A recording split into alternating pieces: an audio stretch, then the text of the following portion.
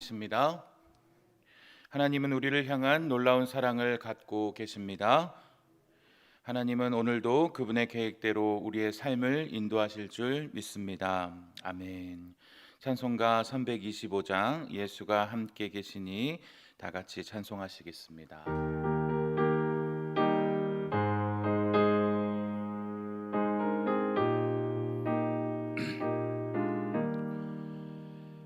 예수가 함께 계시니 시험이 오나 겁없네.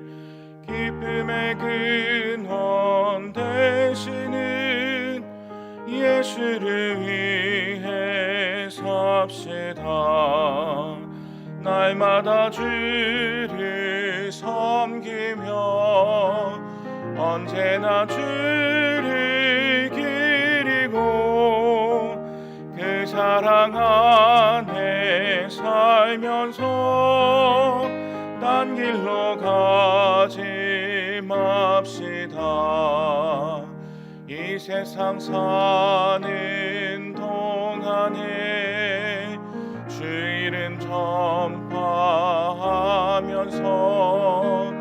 무한한 복락 주시는 예수를 위해 삽시다. 날마다 주를 기리고 언제나 주를 기리고 그 사랑 안에 살면서 딴 길로 가지 맙시다. 이 세상 친구 없어도 예수는 나의 친구니 불의한 일을 버리고 예수를 위해 삽시다. 날마다 주를 섬기며 언제나 주를 기리고 그 사랑 안에 살면서 딴 길로 가지 맙시다. 주께서 심판하실 때 잘했다 칭찬하리니 이러한 상을 받도록 예수를 위해 삽시다. 날마다 주를 섬기며 언제나 주를 기리고 그 사랑 안에 살면서 딴 길로 가지 맙시다. 아멘. 장례 광고가 있습니다. 정희욱 집사님의 모친 되시는 고 김분래 권사님께서 소천하셨습니다. 향년 92세 일기로 소천하셨습니다. 익산에 있는 함열 장례식장의 1호실에서 빈소가 마련되었습니다. 위로 예배는 오늘 오후 1시 30분에 있습니다. 교회 출발은 오전 11시입니다. 삼교구 사랑 8구역 3여전도회 제자반 헌금부 중보기도사역부 대표께서는 참석자를 확인하셔서 강순희 전도사에게 연락하여 주시기 바랍니다. 교회가 하나님의 위로를 전하고 사랑 안에서 연합하는 장래가 되도록 기도와 위로로 함께하여 주시길 바랍니다. 하나님의 말씀을 함께 나누도록 하겠습니다. 성한 하나님께서 오늘 우리에게 주신 말씀 베드로후서 1장 1절부터 11절까지의 말씀입니다. 날마다 솟는 샘물 12월 19일 월요일 본문과 같습니다. 베드로후서 1장 1절부터 11절까지의 말씀입니다. 다 찾으신 줄 알고 한 절씩 교독하여 읽고 마지막 11절은 함께 합독하도록 하겠습니다. 예수 그리스도의 종이며 사도인 시몬 베드로는 우리 하나님과 구주 예수 그리스도의 의를 힘입어 동일하게 보배로운 믿음을 우리와 함께 받은 자들에게 편지하노니 하나님과 우리 주 예수를 알므로 은혜와 평강이 너희에게 더욱 많을지어다.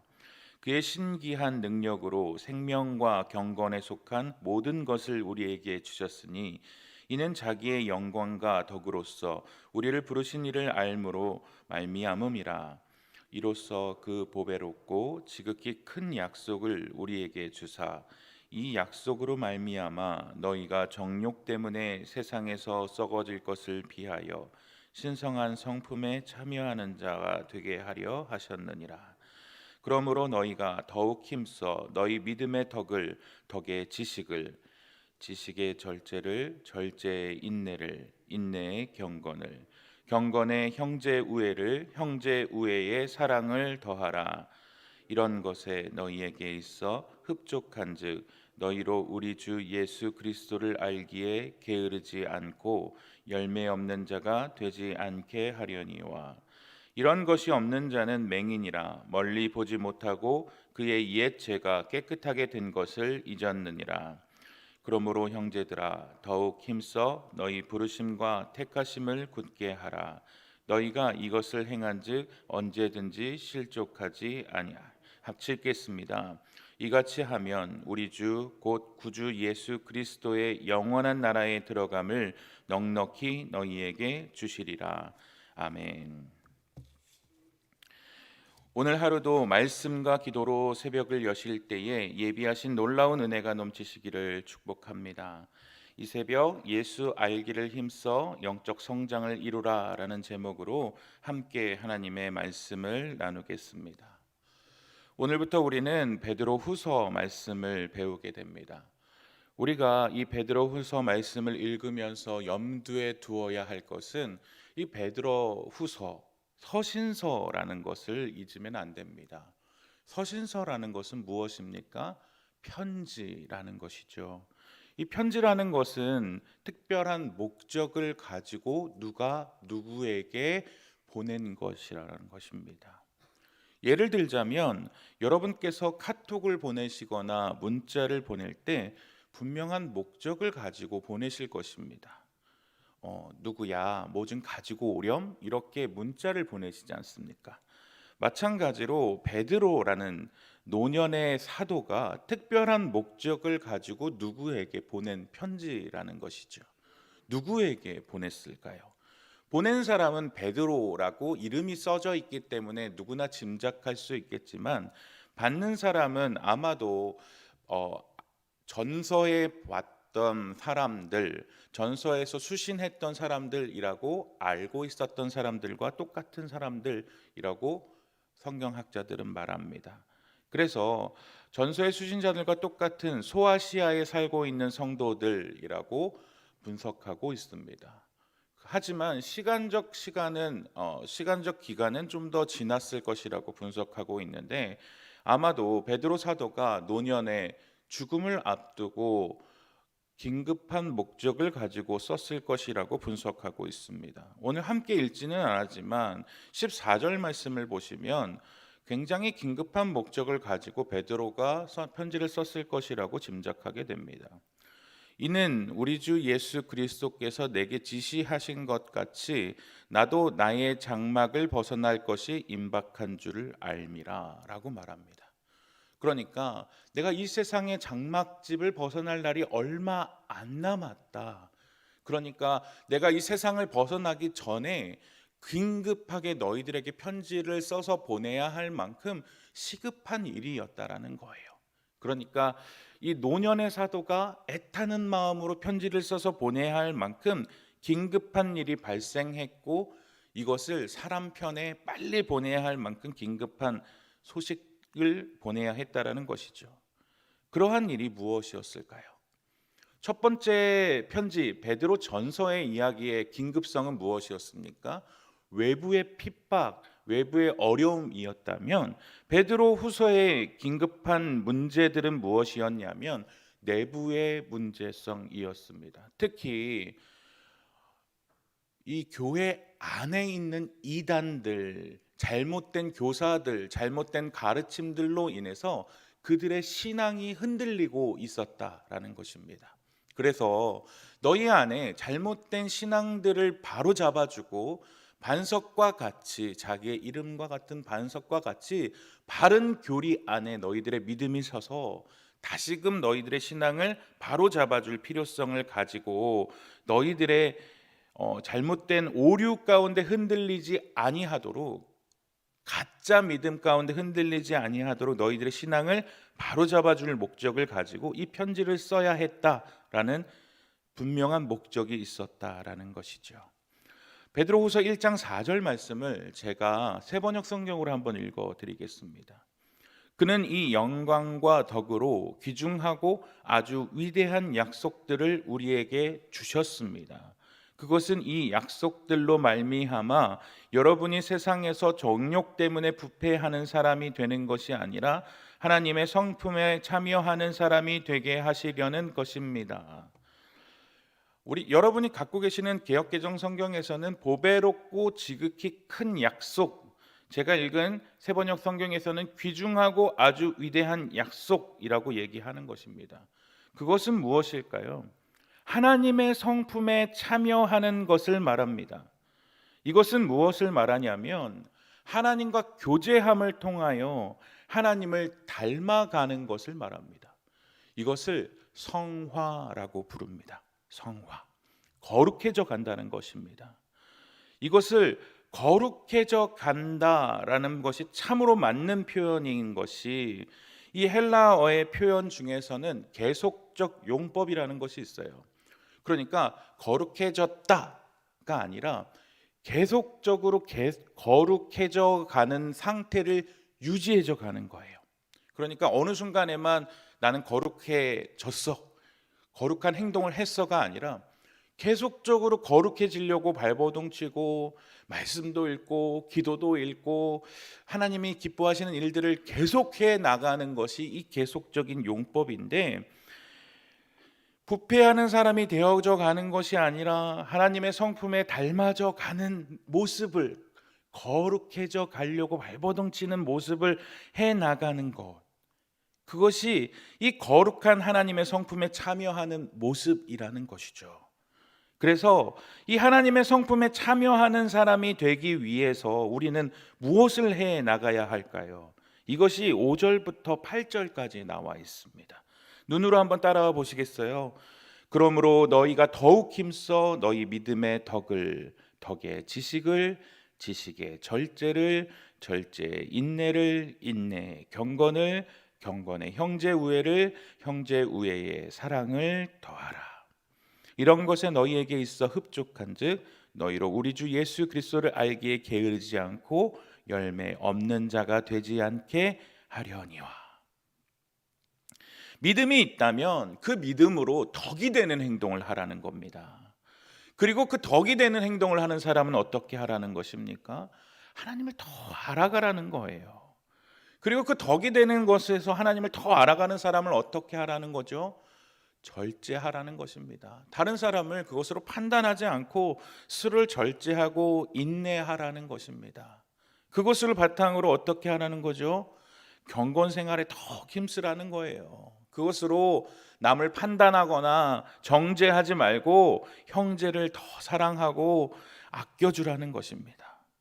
이것이 하나님을 더 거룩해져 가는 성도의 모습이 되어야 한다라는 것입니다. 그것이 열매 있는 사람의 모습이라는 것입니다. 그래야 우리는 성도의 삶의 근본적인 목적이 되어지는 것이고, 우리는 넘어지지 아니하고 하나님이 기뻐하시는 모습으로 설 수 있다라는 것입니다. 그렇게 우리가 살아갈 때에 우리는 궁극적으로 어떻게 되어질 수 있을까요? 10절 말씀을 봅니다. 그러므로 형제들아 더욱 힘써 너의 부르심과 택하심을 굳게 하라. 너희가 이것을 행한즉 언제든지 실족하지 아니하리라. 우리를 부르신 그 부르심과 택하심을 굳게, 주님을 닮아감으로 인하여 그 부르심과 택하심에 합당하게 살아갈 때에 11절 말씀을 보면 그 부르심에 합당하게 합당한 모습대로 자라날 수 있는 것입니다. 이것은 에베소서에서 바울이 말한 것과 맥을 같이 합니다. 에베소서 4장 13절 말씀을 아마도 우리 제자 훈련을 받으신 분들은 다 아실 텐데요. 우리가 다 하나님의 아들을 믿는 것과 아는 일에 하나가 되어 온전한 사람을 이루어 그리스도의 장성한 분량이 충만한 데까지 이르리니. 우리의 궁극적인 그리스도인의 삶의 목적이 무엇입니까? 더할 나위 없이 완전히 성장한 인간, 그리스도의 장성한 분량이 충만한 데까지 우리가 자라나는 것 아닙니까? 우리의 신앙의 목표가 되어지는 것입니다. 그러나 이것은 결코 쉬운 것이 아니고 이룰 수 없는 목표입니다. 그러나 이룰 수 없다고 하지 않는 것이 아니라 성화의 목적을 향해 달려가는 것은 성도의 당연한 의무이자 즐거운 여정이라고 할 수 있는 것입니다. 그래서 우리는 이 성화의 여정, 주님을 닮아가는 이 여정을 기쁨으로 즐거워함으로 달려나가야 하는 것입니다. 어떻게 하면 이 즐거운 여정을 달려나갈 수 있을까요? 로마서 1장 16절에 그 비결을 말해줍니다. 내가 복음을 부끄러워하지 아니하노니 이 복음은 모든 믿는 자에게 구원을 주시는 하나님의 능력이 됨이라. 말씀이 그 능력이 될 것입니다. 말씀을 통하여 이것을 감당할 능력을 주님이 주실 것입니다. 사랑하는 송원교회 영가족 여러분, 우리의 삶의 목적이 거룩해져 가고 예수님을 닮아가고 예수님을 위해 살아가는 삶이 되어진다면 얼마나 좋을까요? 그리스도의 장성한 분량이 충만한 데까지 이르리니, 온전한 사람, 더할 나위 없이 완전히 성장한 인간이 된다는 것은 상상만 해도 기분이 좋은 일입니다. 제가 참 좋아하는 찬양이 한 곡 있는데 한웅재 목사님이라는 분이 작곡한 복음송가입니다. 삶의 한 절이라도 그분을 닮기 원하네. 사랑 그 깊은 길로 가기 원하네. 이분의 이 찬양의 고백이 제 마음에 참 감동이 되어지는 것은 내가 감히 어떻게 하나님을 닮아갈 수 있을까? 그런데 내 삶의 아주 작은 한 절이라도 그분을 닮아갔으면 좋겠다.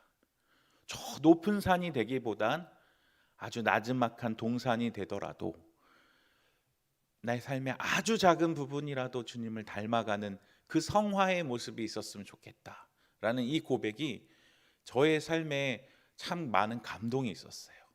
그래서 나도 저런 거룩한 모습, 주님을 닮아가는 모습이 있었으면 좋겠다. 비록 저 높은 산이 되지는 못하더라도 내 삶의 작은 부분에서 예수 믿는 사람다운 향기가 조금이라도 드러났으면 좋겠다.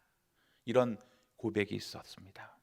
사랑하는 우리 송원교회 성도 여러분, 오늘 하루의 삶이 말씀을 힘입어서 그런 향기가 좀 드러나는 삶이 되어 보시지 않겠습니까? 야, 저 성도님 때문에, 야, 저 아주머니 때문에, 저 아저씨 때문에 참 멋있는 사람 같아. 야, 저분 때문에, 근데 저분이 교회 다니시는 분이네. 야, 저분이 예수님을 닮은 모습이 있네. 그것으로 통해서 주님의 이름이 드러난다면 그것이 하나님께 영광 돌리는 삶이 아니고 그것이 바로 하나님의 이름이 드러나는 삶이 아니겠습니까? 사랑하는 여러분, 오늘도 말씀에 붙들린 바 되어 말씀이 이끄시는 대로 말씀대로 살아가시는 예수의 제자, 예수를 드러내는 여러분의 삶이 되시기를 주님의 이름으로 간절히 축복합니다. 우리 함께 기도하겠습니다. 사랑하는 하나님 아버지, 오늘도 새벽을 깨우며 이렇게 주님의 말씀을 붙들고 나아왔습니다. 죽음을 앞둔 베드로 사도가 그의 사랑하는 성도들을 향한 간절한 부탁은 예수를 닮아가는 거룩한 삶의 여정 가운데서 굳건히 서 있기를 원하는 것이었습니다. 예수를 닮아가자. 예수를 닮아가자. 그 부탁이 우리에게 전해져서 오늘 하루도 예수를 닮아가는 그 바람이 있기를 원합니다. 우리의 궁극적 목표이신 주님의 장성한 믿음의 분량까지 오늘도 말씀 붙들고 나의 삶의 아주 작은 부분이라도 예수님을 닮아가기를 원하오니 주님, 오늘도 주님을 푯대로 삼아 예수님을 향기로 드러내는 우리의 삶이 되게 하여 주옵소서. 예수님의 이름으로 감사하며 기도합니다. 아멘. 하늘에 계신 우리 아버지, 이름이 거룩히 여김을 받으시오며 나라의 임하옵시며 뜻이 하늘에서 이룬 것 같이 땅에서도 이루어지이다. 오늘날 우리에게 일용할 양식을 주옵시고 우리가 우리에게 죄 지은 자를 사하여 준 것 같이 우리 죄를 사하여 주옵시고 우리를 시험에 들게 하지 마옵시고 다만 악에서 구하옵소서.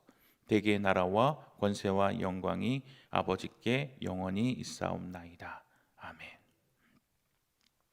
오늘 드려진 헌금이 있습니다. 헌금을 위한 기도 제목을 제가 빼먹었는데요. 하나님께 귀한 예물을 드린 손길을 주님께서 축복하여 주시기를 위하여 100대 기도 제목 하기 전에 제가 기도하도록 하겠습니다. 오늘 100대 기도 제목을 위해서 함께 기도하겠습니다. 우리 송원 강단과 말씀 선포를 위해 기도하겠습니다. 우리 함께 기도 제목을 읽고 아멘으로 화답하도록 하겠습니다. 강단에서 선포되어지는 진리의 말씀에 순종함으로 예수님의 온전한 제자가 되어 하나님의 사랑을 실천하는 섬김의 능력과 그 헌신의 열매가 충만한 생명 공동체가 되게 하옵소서. 아멘. 강단에서 선포되는 말씀의 진리가 세상 모든 영혼을 밝히는 강력한 빛이 되게 하사 세상의 어두운 가치관을 사라지게 하는 거룩한 공동체가 되게 하옵소서. 아멘. 송원교회 영아부에서 포회복까지 매 주일 선포되는 말씀 앞에서 빛과 소금의 사명을 감당할 때 대한민국 80%를 변혁시키는 20%의 그리스도인이 되게 하옵소서. 아멘. 아울러 교회를 위해 기도하실 때 월요일 기도 제목 사명과 동역과 사역을 위해 기도해 주십시오. 예수님의 온전한 제자가 되어 하나님의 사랑을 실천하는 생명 공동체의 사명 선언을 통해 온전한 제자, 온전한 예배자, 온전한 사랑으로 하나가 되는 교회가 되도록 기도하여 주시고 모든 성도들이 한 주간 직장에서 일터 선교사로, 학교에서 학원 선교사로 사명을 감당하게 하시고 유학과 군무와 해외 파견 중에 있는 모든 성도들의 삶을 보호하여 주시도록 기도하여 주십시오. 주일에 주신 말씀으로 승리하는 한 주간 되게 하시고 월요일부터 토요일까지 중보 기도 사역으로 헌신하는 모든 그루터기의 기도를 성령으로 인도하여 주시도록 기도하여 주옵소서. 우리 주여 은혜를 주옵소서, 주여 은혜를 주옵소서 두 번 외치고 기도하도록 하겠습니다. 함께 기도하겠습니다. 주여 은혜를 주옵소서, 주여 은혜를 주옵소서. 감사합니다. 오늘도 주님께서 귀한 예물을 바친 손길들이 있습니다. 하나님, 이 예물을 귀하게 사용하여 주시고 하늘의 신령한 것으로 땅에 기름진 것으로 주님께서 하나님의 때에 하나님의 방법으로 이들의 기도의 제목들을 흠양하여 주시고 때에 맞는 것으로 공급하여 주시길 원합니다. 하나님께 이 어려운 때에 예물을 드렸습니다. 하나님, 이들의 마음을 아십니다. 하나님, 이들의 필요를 아십니다. 하나님께서 응답하여 주옵소서.